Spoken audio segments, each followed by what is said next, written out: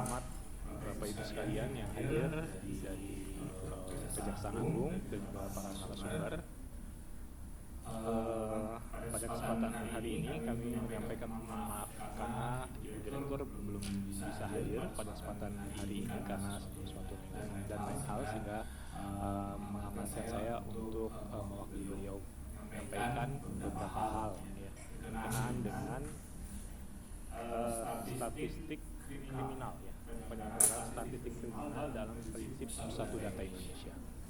Nah, Bapak Ibu sekalian, izin dalam kesempatan ini saya ingin menyampaikan beberapa hal tadi sudah disampaikan oleh Pak Konsultan ya, bahwasanya kualitas data itu termasuk dalam standar data. Ini memang menjadi satu bagian yang menjadi titik tekan dalam penata kelolaan Satu Data Indonesia. Slide.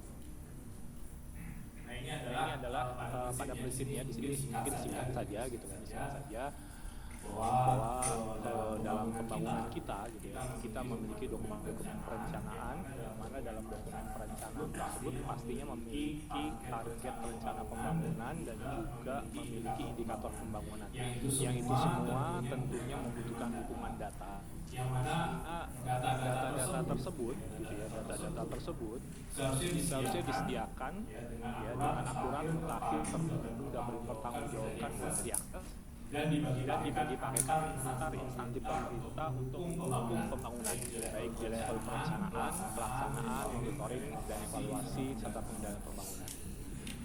Nah, yang menjadi persoalan utama ya, yang sudah berpuluh-puluh tahun terjadi di instansi pemerintah kita khususnya itu adalah masalah elektoral, khususnya berkaitan dengan data.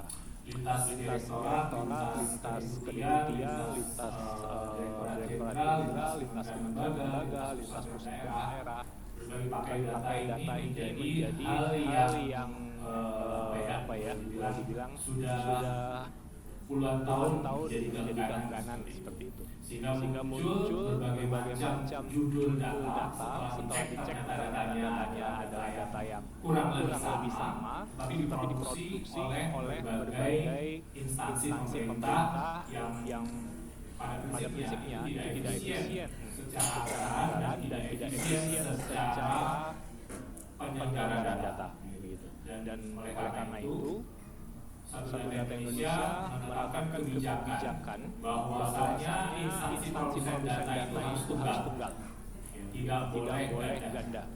Apabila terjadi kegandaan instansi produsen data, maka perlu disampaikan ke Sekretariat Satu Data Indonesia untuk dibahas di dalam forum Satu Data Indonesia ya, dan disepakati siapa produsen data tunggalnya.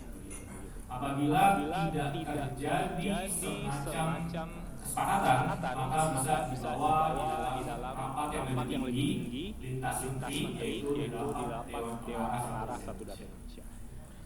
Nah, oleh karena itu Bapak Ibu sekalian, karena kebijakan yang berbasis data ini hal yang sangat krusial gitu ya, maka di sini gitu ya, baik data statistik, data sosial, data keuangan ya, data lainnya gitu ya, termasuk nanti yang mungkin data administrasi itu diatur di dalam tata kelola Satu Data Indonesia. Next slide. Pada tahun ini awal tahun ini ya, RPJMN 2025 sampai dengan 2029, Bapak Ibu sekalian, kita memasukkan indeks Satu Data Indonesia ya, di dalam KP ya, kegiatan prioritas dengan sasaran tersedianya data pemerintah yang dapat dimanfaatkan untuk interoperabilitas lintas instansi yang mendukung layanan digital nasional. Nah, mana Bapak Ibu sekalian pada rapat Dewan Pengarah yang dihadiri oleh beberapa menteri dan juga kepala badan ya. Di sana disepakati bahwa indeks SDI menjadi indikator komposite penyusunan indeks pemerintah digital. Jadi dengan upaya ini diharapkan nantinya tidak ada lagi like and dislike ya, Bagi yang suka penyelenggaraan SDI silakan, bagi yang tidak suka silakan, tanpa ada punishment seperti itu. Dan implikasinya nanti di indeks RPB-nya. Beberapa hal yang menjadi telaah ya, tiga domain, yaitu domain kebijakan dan kelembagaan, domain penyelenggaraan SDI, dan juga domain data leadership. Dalam hal ini ya, penyelenggaraan SDI gitu ya, itu ada tahap perencanaan, pengumpulan, pemeriksaan, dan pembahasan. Jadi tadi Bapak sebelumnya menyampaikan bahwa butuh data segala macam itu memang menjadi hal yang penting. Akan tetapi kita berangkat dulu dari dari berbagai pakai data ya, yang sebenarnya itu bisa dilakukan secara lintas instansi seperti itu. Next slide. Ya. Ini adalah secara singkat saja gitu Pak ya. Jadi dalam data data value chain SDI itu ada perencanaan, yang mana perencanaan ini mengacu pada yang pertama adalah dokumen perencanaan pembangunan, yang kedua adalah adanya kebutuhan data terkait regulasi mendesak, kebutuhan mendesak ya, kemudian kebutuhan data untuk mendukung intervensi program dan kegiatan. Nah, dalam perencanaan ini ada yang namanya daftar data atau data prioritas. Data prioritas ini adalah data untuk mendukung prioritas pembangunan dan prioritas presiden.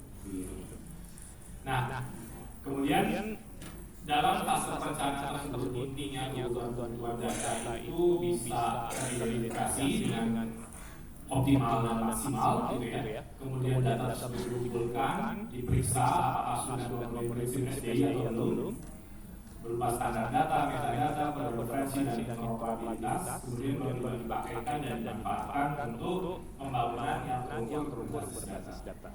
Nah, Bapak Ibu sekalian, next slide.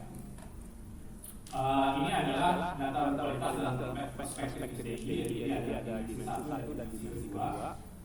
Dimensi pertama ini adalah data yang direncanakan itu dikumpulkan dan memenuhi prinsip SDI. Ini adalah data kualitas yang dimensi pertama. Jadi perlu ada standar datanya. Ya. Apabila belum ada standar datanya, maka wali data dari Kejaksaan Agung yaitu Pusdiskrimpi sebagai wali data Kejaksaan Agung ini bisa mengusulkan standar data tersebut. Apabila dia bersifat lintas instansi, maka standar data tersebut diusulkan ke pembina data kami yaitu BPS. Ini hadir BPS. Jadi diusulkan ke pembina data SDI, statistik ya, yaitu BPS untuk dilakukan review seperti itu. Apabila data tersebut ya standar datanya tidak bersifat lintas instansi, artinya lingkupnya hanya Kejaksaan saja, maka standarisasinya ya, itu diserahkan sepenuhnya ke Kejaksaan Agung karena yang memahami substansi terkait data tersebut. Seperti itu. Yang kedua adalah pemanfaatan data. Jadi data yang dikumpulkan dan disebarluaskan tersebut akan dievaluasi sejauh mana data tersebut bisa dimanfaatkan untuk mendukung pembangunan. Next slide. Ini adalah prinsip SDI ya. Jadi mungkin di sini Bapak Ibu sudah memahami hal ini ya, tidak perlu saya ulas lebih lanjut. Next slide. Ya, ini adalah negara satu data Indonesia tingkat pusat. Kita ada Dewan Pengarah. Dewan Pengarah ini level menteri dan kepala badan. Kemudian ada juga forum ya, forum dari beberapa pihak gitu ya. Kemudian pembina data ini adalah yang menetapkan standar data ya. Kemudian struktur baku dan format datanya seperti itu. Format metadata ya. Kemudian ketika suatu data itu mengacu pada suatu kode referensi, maka perlu menggunakan kode referensi yang standar. Jadi kode referensi ini Bapak Ibu sekalian antar kementerian lembaga, antar unit kerja eselon 1, unit kerja eselon 2 dan seterusnya itu harus memiliki keseragaman seperti itu. Saya pernah dari salah satu kementerian ya, Kementerian Kelautan Perikanan, telepon dari daerah Pak, gitu ya. Ditelepon, Bu, ini kok lokasi kami, gitu ya, provinsi kami kok jadi banyak apa namanya banyak lelenya seperti itu. Gitu. Jadi banyak lelenya seperti itu. Setelah dicek ternyata terjadi perubahan kode referensi, gitu ya. Kode referensi yang tadinya lele menjadi lele seperti itu. Nah ini artinya kode referensi ini juga ketika terjadi perubahan itu versioning, sehingga nantinya tidak membingungkan berbagai macam pihak dan tidak salah arti. Next slide. Di sini sedikit mengulas tentang statistik kriminal kejaksaan. Jadi memang kami melihat gitu ya, bahwa statistik kriminal kejaksaan ini merupakan adil hukumnya gitu ya, dan sepemahaman kami gitu ya, statistik kriminal kejaksaan ini adalah statistik sektoral yang disusun oleh Kejaksaan RI dari data administrasi perkara pidana yang dibawa dalam proses penegakan hukum ya, mulai dari penyelidikan atau penyidikan, penuntutan, persidangan dan eksekusi. Yang mana penyusunannya diorkestrasi oleh Pusdas Krimting sebagai wali data kejaksaan ya. Dengan tata kelola satu data kejaksaan yang sudah termuat di dalam tata kelola sistem tata kelola bergabung ya, nomor 8 tahun 2021, kemudian kalau nggak salah diubah menjadi nomor 8 tahun 2024 ya. Dan dirilis sesuai klasifikasi akses ya. Apakah dia bersifat terbuka, publik ya, terbatas atau rahasia. Nah, pertanyaannya di sini kami sampaikan dalam next slide. Kemudian ada juga statistik kriminal BPS. Nanti mungkin Ibu dari BPS bisa lebih jelaskan ya. Tapi kami di sini menyentuh secara umum saja perbedaannya. Statistik kriminal BPS di sini ini lebih kepada menerbitkan statistik resmi lintas lembaga dengan 3 pendekatan. Yang pertama dari sisi pelakunya itu dilihat dari data registrasi kepolisian, korban itu Puskesmas, kemudian wilayah Kodes itu. Nanti spesifiknya bisa dijelaskan oleh narasumber dari BPS. Kemudian statistik kriminal kejaksaan agung ini berfokus pada unit analisis perkara dan tahapan proses penuntutan yang bersumber dari sistem kejaksaan seperti itu. Lingkupnya di sini izin ya, di sini kami berusaha mempelajari dan mengidentifikasi gitu ya. Cakupannya ini adalah mulai dari SPP, kemudian ada B19 yang melakukan penyelidikan, kemudian ada B1 pemberitahuan hasil penyidikan ya, perlimpahan perkara, penuntutan, putusan, eksekusi, termasuk jejak waktunya. Next slide. Nah, tadi kami sampaikan bahwa orkestrasi data di Kejaksaan Agung ini oleh wali data, karena memang wali data di sini ini memiliki tugas dan fungsi yang sangat krusial di dalam penyelenggaraan satu data Indonesia. Yang mana wali data di sini ya akan mengumpulkan, memeriksa dan mengelola data berdasarkan prinsip SDI seperti itu.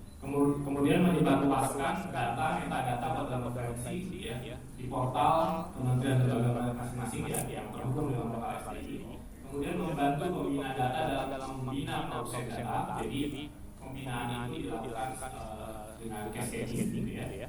Kemudian melakukan konsolidasi data, membangun portal kementerian lembaga dan juga menekan pembatasan hak akses terhadap data tersebut. Next slide. Yang mana kalau kami digambarkan orkestrasi perencanaan data pembangunan itu seperti ini. Jadi ada yang top down, ada yang bottom up. Yang merah sebelah kiri itu, gitu ya. Itu adalah pendekatan top down, sedangkan yang kanan itu yang biru yang bottom up. Dan di sini ada beberapa sumber yang dijadikan bahan untuk mengidentifikasi kebutuhan data Kementerian Lembaga. Di sini ada kode referensi indikator pembangunan. Kode referensi indikator pembangunan ini merupakan kode referensi yang menjembatani dokumen-dokumen perencanaan pembangunan baik di tingkat pusat maupun daerah. Ya, baik itu RPJPN, RPJMN, RKP, RPJMD, kemudian RKPD itu diorkestrasi, dianalisa di kode referensi indikator pembangunan ini. Seperti itu. Dan kebutuhan data Bappenas selaku mitra KL. Jadi mitra dari Kejaksaan Agung Bappenas ini juga akan mengusulkan kebutuhan datanya. Kemudian regulasi terkait pusat dan juga yang secara bottom up ini diorkestrasi oleh wali data. Yang ini yang merah juga diorkestrasi oleh kami, sedangkan yang biru yang sebelah kanan itu pendekatan bottom up ini diorkestrasi oleh wali data Kementerian Lembaga. Nah, oleh karena itu di sini dari Kejaksaan Agung perlu memberikan penekanan yang kuat agar seluruh unit kerja yang ada di Kejaksaan Agung ini dapat bekerja sama secara optimal dengan wali data untuk menentukan kebutuhan data, pengumpulan data, kemudian tindak lanjut dari pemeriksaan data dan juga penyeluruhan data. Tanpa adanya kerjasama tersebut maka akan macet. Nah, hasil orkestrasi ini di tingkat perencanaan data termasuk di dalam aplikasi perencanaan data.go.id kemudian menjadi daftar data berkas yang mencakup seluruh data pembangunan di berbagai lini. Next slide. Nah, di sini ada klasifikasi akses berbasis data berbasis resiko. Jadi di sini ada beberapa kami membuat semacam gambaran gitu ya. Ada data yang sifatnya terbatas, rahasia. Jadi yang terbuka dan terbatas itu ditata kelola lewat Satu Data Indonesia. Tetapi yang sifatnya rahasia itu tidak. Jadi kami di sini itu menata kelola data yang sifatnya terbuka dan terbatas. Nah, bagaimana dengan yang terbatas? Yang terbatas. Yang terbatas ini nanti hak aksesnya itu ditentukan oleh wali data, oleh produsen data wali data. Kemudian ketika diinteroperabilitaskan ke kami itu hak akses tersebut akan sebagaimana yang sudah diatur gitu ya. Seperti itu. Next slide. Pada prinsipnya Bapak sekalian di sini dalam Kepres 39 tahun 2019 itu sudah diatur bahwa data yang dibagi pakaikan baik itu di internal Kejaksaan Agung maupun eksternal Kejaksaan Agung itu perlu diperiksa oleh wali data. Ini adalah SOP kami. Perlu diperiksa oleh Pusdas Krimti kualitasnya. Seperti itu. Apabila data tersebut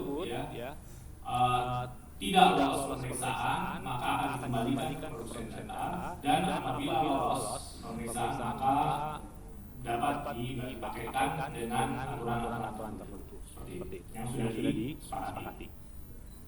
Jadi itu yang ingin saya tekankan di sini, karena seringkali Pak terjadi bagi pakai data gitu kan ya, mungkin karena semangatnya yang bagi pakai data itu tanpa melalui proses pemeriksaan. Dan di sini Bapak Ibu sekalian, keberadaan Satu Data Indonesia itu menghilangkan SOP, menghilangkan MOU atau PKS yang tidak perlu di dalam proses bagi pakai data. Gitu. Jadi kami berusaha seoptimal mungkin agar apa?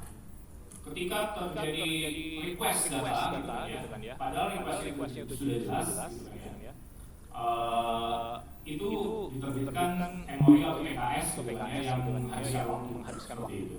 Dan dengan tata kelola satu data Indonesia diharapkan hal tersebut bisa diminimalisir bahkan dihapuskan. Karena ini dianggap apa namanya menjadi penghambat ya dari pembangunan. Next slide. Mungkin saya ini slide saya gitu ya. Jadi pada prinsipnya kami sudah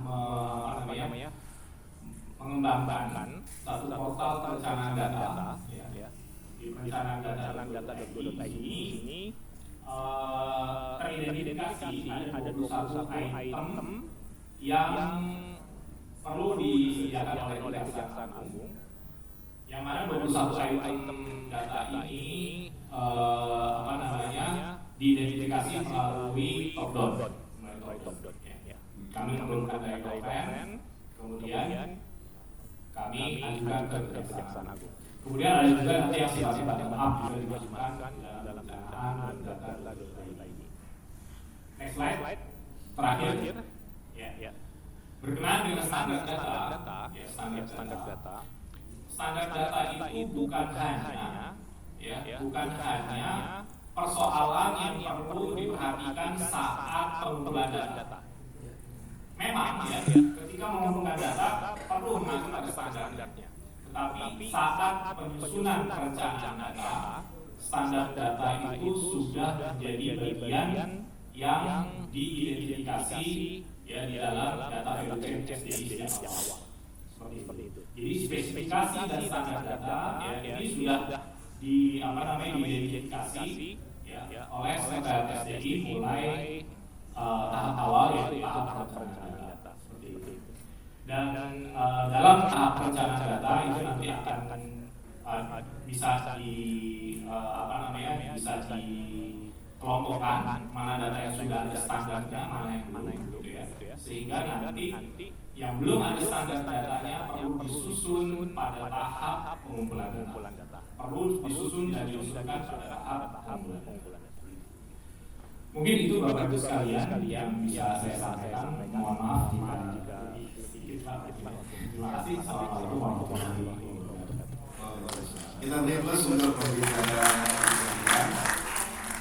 Terima kasih Bapak Diki Rahadianto, Manajer Bidang Perencanaan, Analisa dan Pemanfaatan Data Pada Sekretariat Indonesia yang sudah